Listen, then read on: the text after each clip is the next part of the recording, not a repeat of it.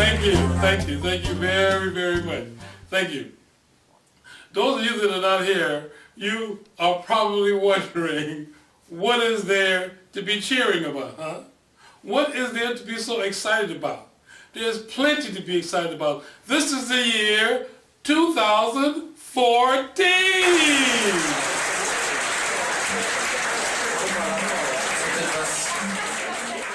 And because it's the year 2014, we here at Crave the Spotlight Media Marketing have dubbed it the year of effective partnering.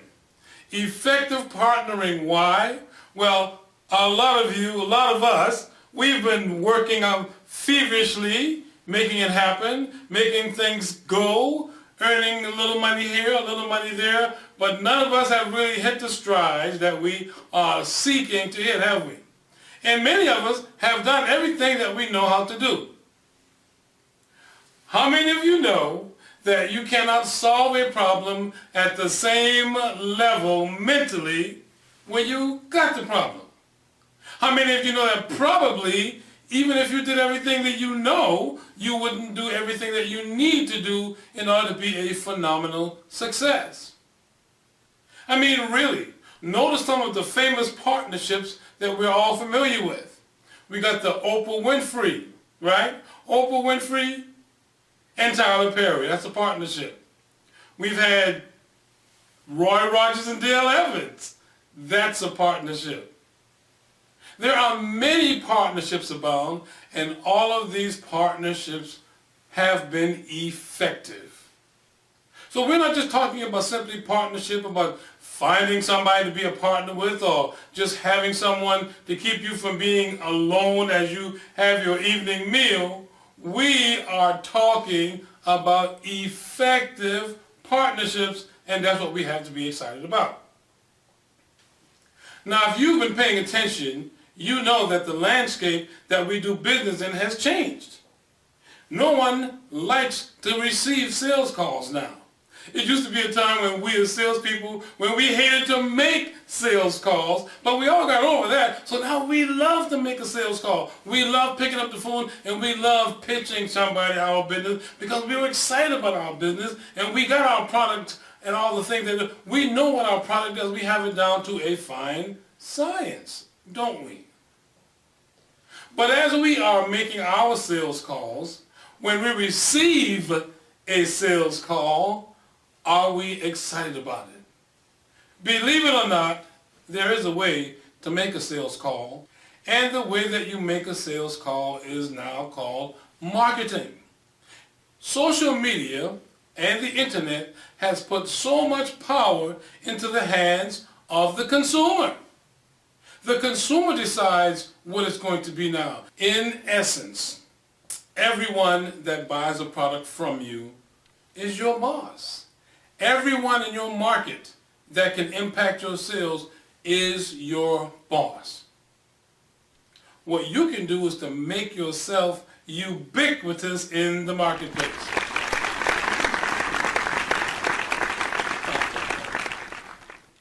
Take McDonald's, take Coca-Cola. Is there anybody who doesn't know who McDonald's and Coca-Cola is? McDonald's and Coca-Cola, they don't have to have any sales people, do they? They don't need anyone to call you up on the telephone, do they? Because their marketing is superb. Now granted, there are lots of tools in the marketplace. There are some of them free, some of them not. There's Facebook, there's other forms of social media. There's the software that teaches you and shows you how to effectively market your business. But you don't want to learn that. You want to do your business. You want to sell your product. So it just makes sense to you that if you make it worth someone else's while to partner with you, well, they'll market your business for you, and they'll do a pretty good job. They'll give you world-class, state-of-the-art videos. They'll give you social media tools that will actually have people calling you up. They will expose you to a phenomenal number of people. And in the game of marketing, it's all about exposure, the number of eyeballs, the number of ears that's going to get exposed to your product.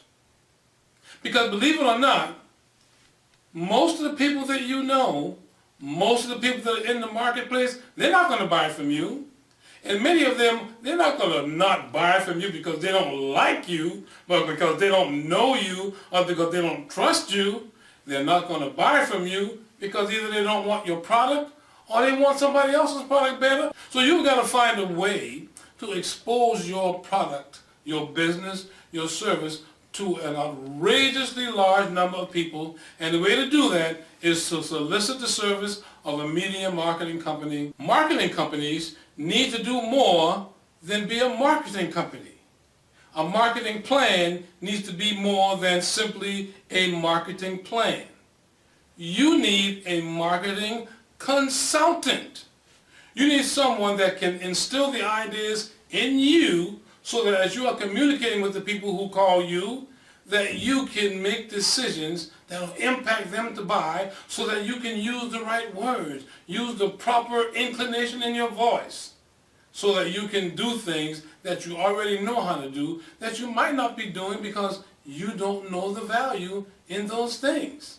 You've got to find ways to communicate your business or product to the populace. Now you can depend on me as a marketing consultant, or you can do some simple things that you already know how to do. You've got to be about your business all the time. You've got to be about your business 24 hours a day. You've got to be about your business. As a small business person, you owe it to yourself to be about your business all the time. And until you can get your business to the place where people are calling you and asking you for your services and referring you to their friends and neighbors and relatives, then you've got to be thinking about your business all the time. What does that mean? That means, this is one idea as a consultant. This is the secret sauce. This is part of the secret sauce that I'm giving you. But just this one thing. And you have to do this one thing. You can't just do it one time. You have to do it. It has to become a habit. It has to become commonplace. You need to have with you all the time paper and pencil. Yeah, you can have a handheld digital recorder, but paper and pencil is much better because paper and pencil impact you a lot more than a digital recorder. And as you are sitting in, say, church, as you're sitting at the stoplight, as you're sitting home, we want you to take notes. Write down the ideas, and don't just write the ideas down. Look at those ideas later.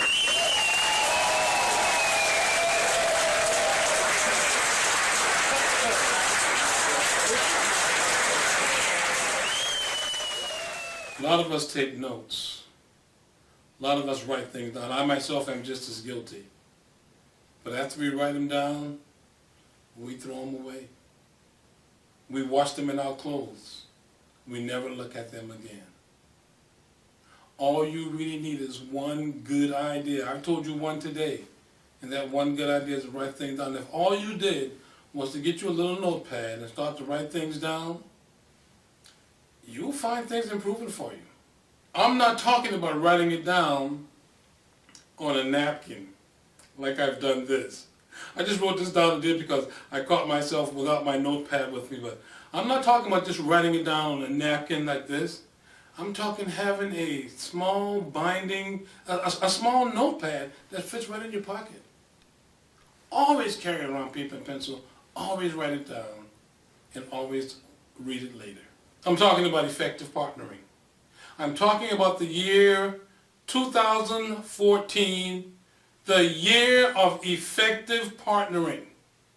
Especially if you are a teacher, a preacher, an author, or a coach.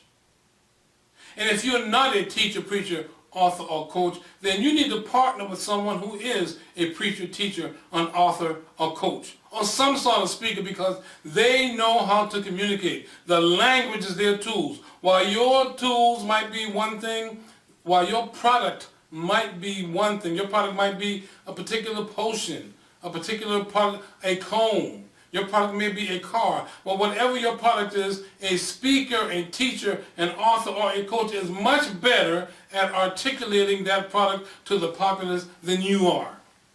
So effective partnering is what it's all about. So join us in making 2014 the year of effective partnering. Because I can assure you, if you can effectively partner with someone during the year of 2014, your 2015 is going to be through the roof.